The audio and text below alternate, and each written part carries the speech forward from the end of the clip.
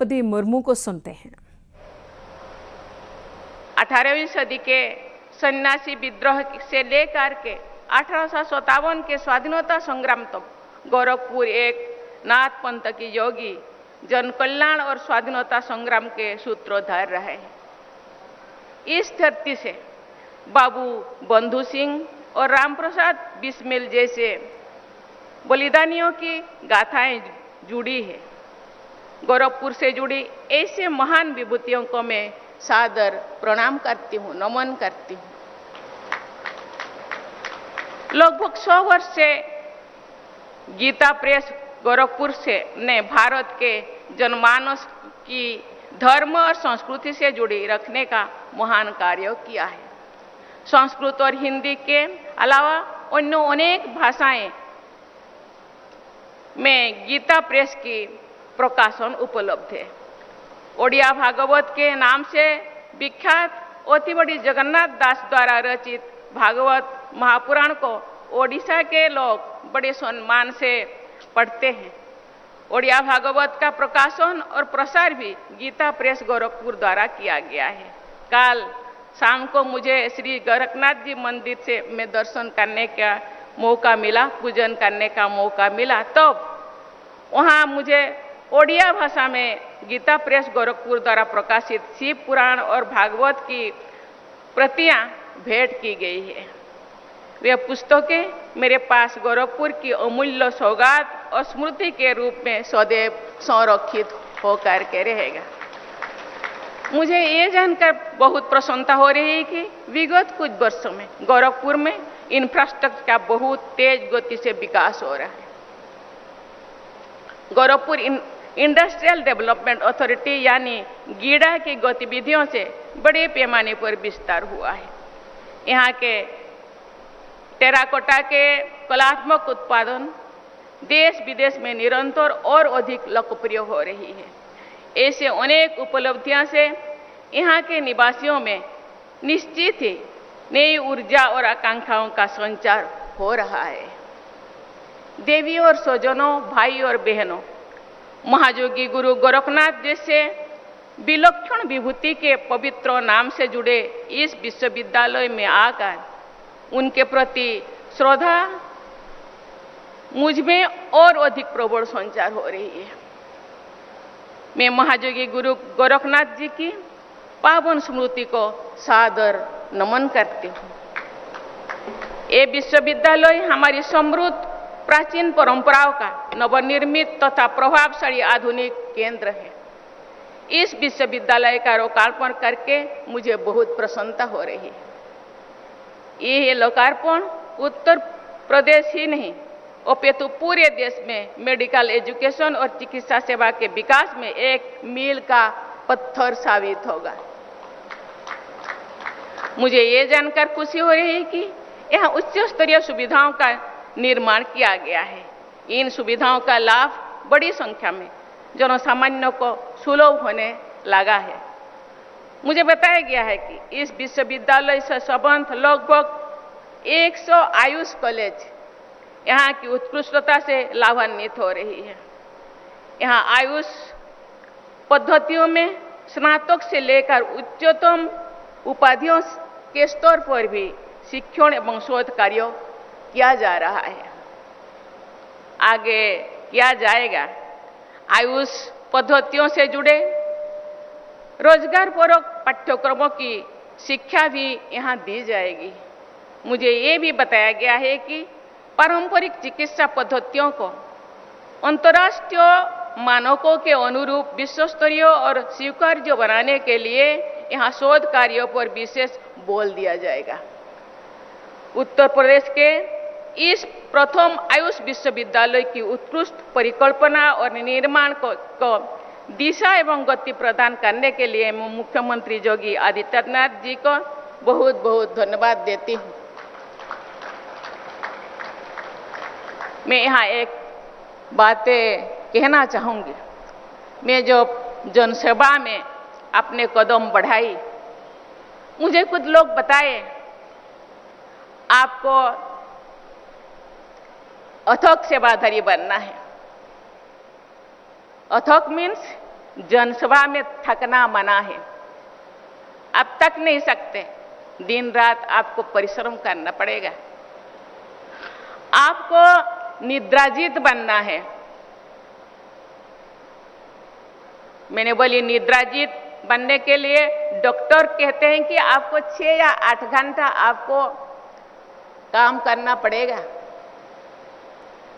सोना पड़ेगा, नहीं तो आपकी बॉडी आपको साथ नहीं देगा।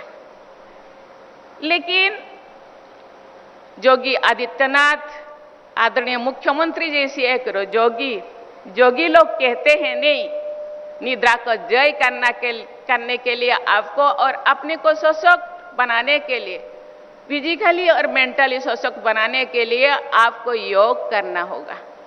योग करने से 8 घंटा का जो नींद आपको 3 घंटे में ही पूरा होगा। मैं धन्यवाद देना चाहती हूं उनका अथक परिश्रम, जनता के प्रति समर्पण भाव,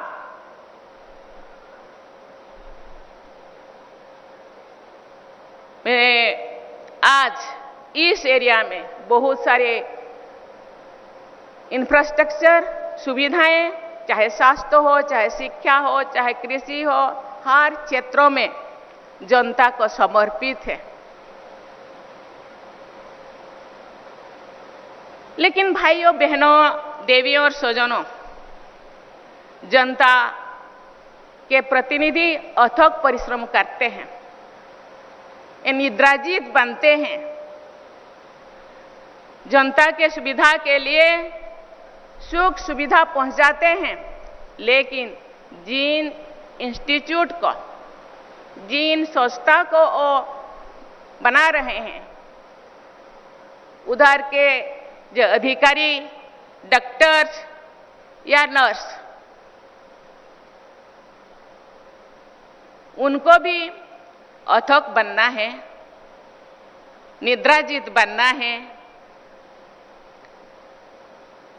और जनता का सेवा करना है।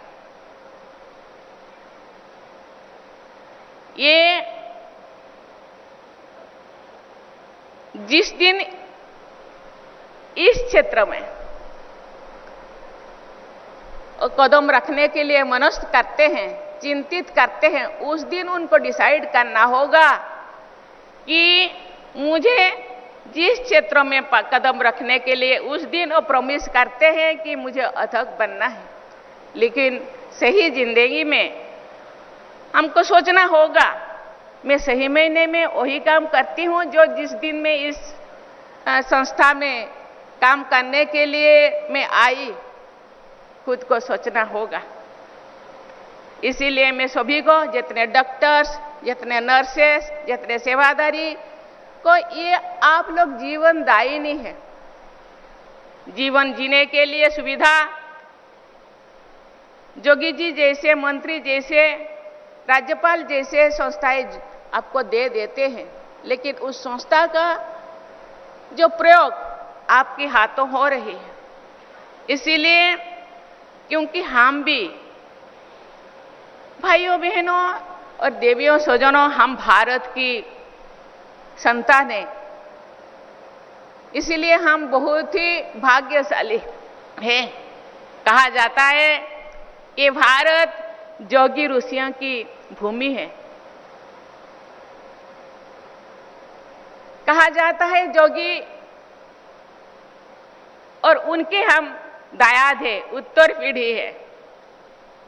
कहा जाता है जोगी ऋषि 300 साल, 400 साल, 200 साल जीते थे।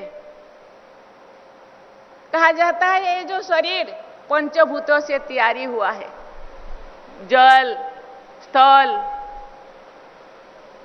आकाश, ये जिस चीज को हम अभी लेते हैं, इसीलिए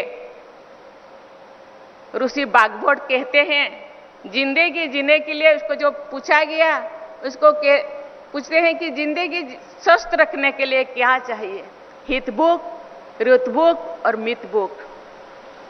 हितकर, मित और सात्विक। आज जिस चीज को आदरणीय राज्यपाल ने बोले, इसीलिए हमको ध्यान देना होगा।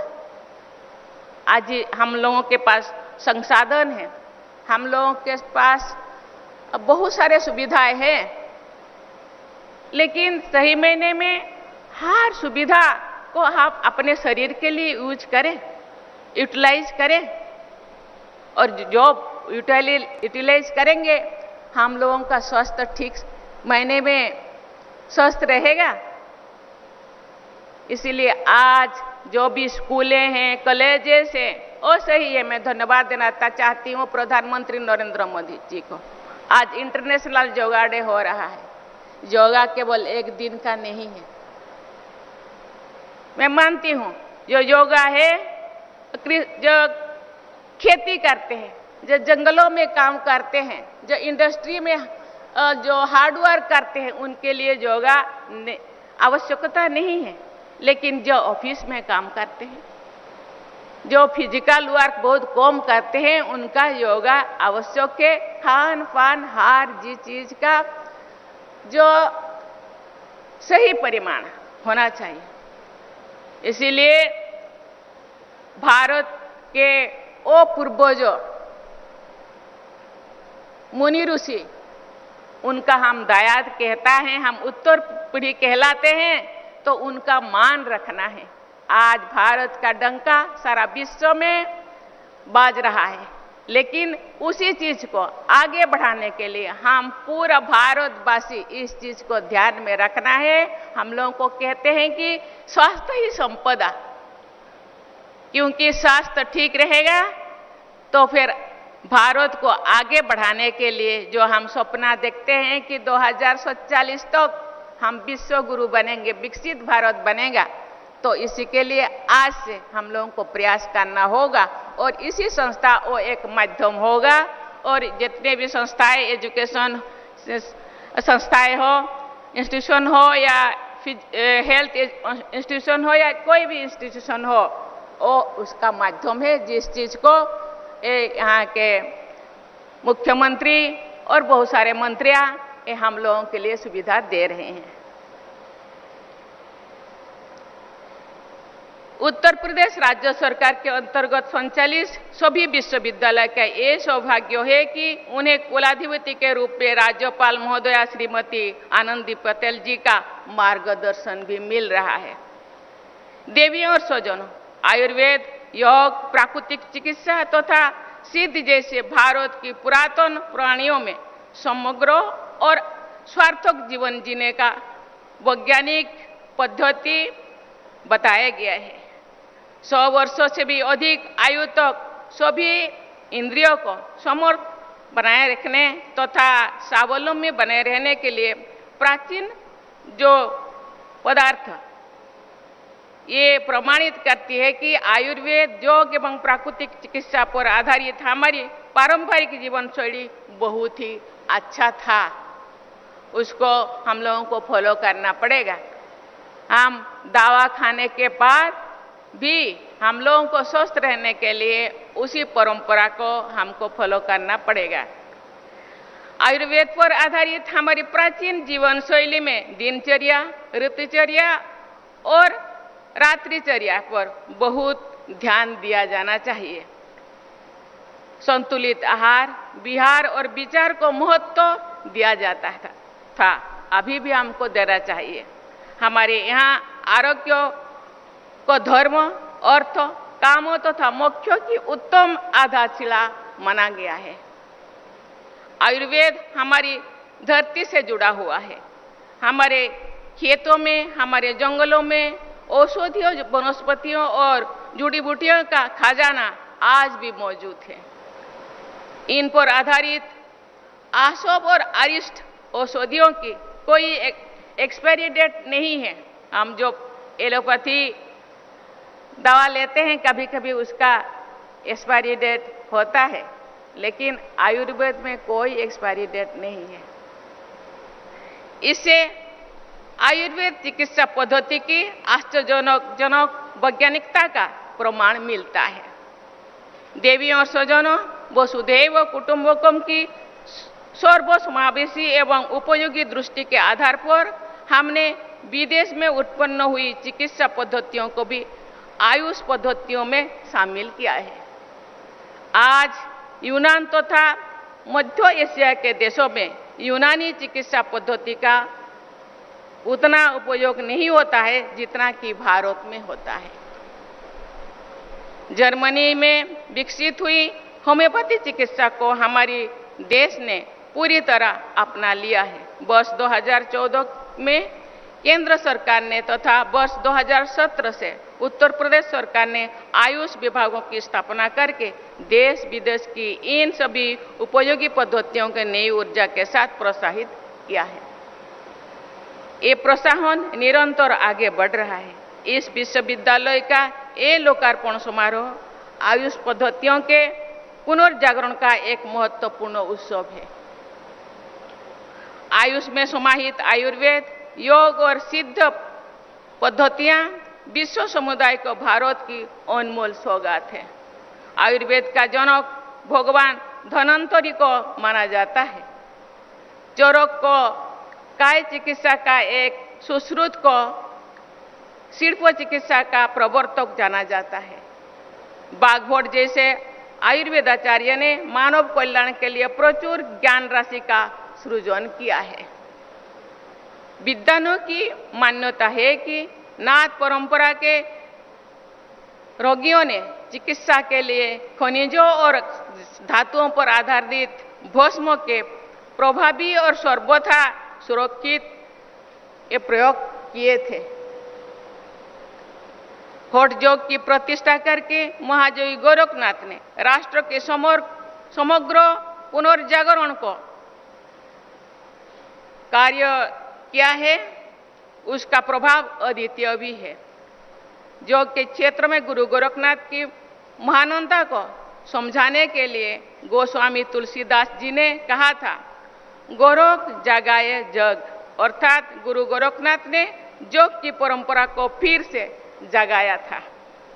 उन्होंने जनभाषा के माध्यम से साधकों में ही नहीं बल्कि जनसाधारण में भी हठ योग का व्यापक प्रचार प्रसार किया था। देवियों और स्वजनों, विगत 21 जून को विश्व के अनेक देशों ने उत्साहपूर्वक अंतर्राष्ट्रीय योग दिवस मनाया गया है। पिछले कुछ वर्षों के दौरान अपने अपने देश में योग पद्धति का प्रचार प्रसार करने वाले विदेशी नागरिकों को भी पद्मश्री से सम्मानित किया गया है। मुझे बताया गया है कि आयुष पद्धतियों पर आधारित चिकित्सा की लोकप्रियता बढ़ रही है। ये विश्वविद्यालय आयुष पद्धतियों की लोकप्रियता को और अधिक बढ़ाने में प्रमुख भूमिका निभा सकता है। इन पद्धतियों की वैज्ञानिक स्वीकार्यता को बढ़ाने में भी ऐसे विश्वविद्यालय का निर्णायक योगदान रहेगा। मुझे विश्वास है कि महायोगी गुरु गोरखनाथ आयुष विश्वविद्यालय परंपरा और आधुनिकता के संगम के नई प्रतिमान स्थापित करेगा तथा भविष्य में एक महान संस्थान के रूप में अपनी पहचान बनाएगा। इस दृढ़ विश्वास के साथ अपनी वाणी को विराम देती हूँ। आपको बहुत बहुत धन्यवाद। जय हिंद, जय भारत।